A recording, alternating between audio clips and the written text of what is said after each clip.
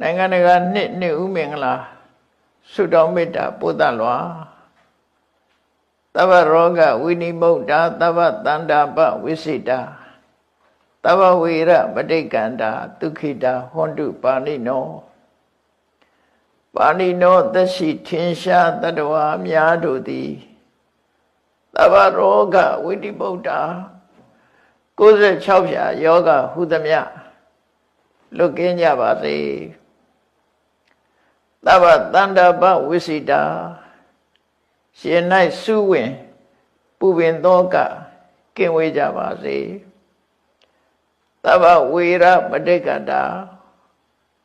ဘေးဆူဆူရန်ဟုသမျှလွတ်ကင်းကျော်လွှားနိုင်ကြပါစေဒုက္ခိတာဟွန္တုကိုယ်စိတ်လမ်းဖြာ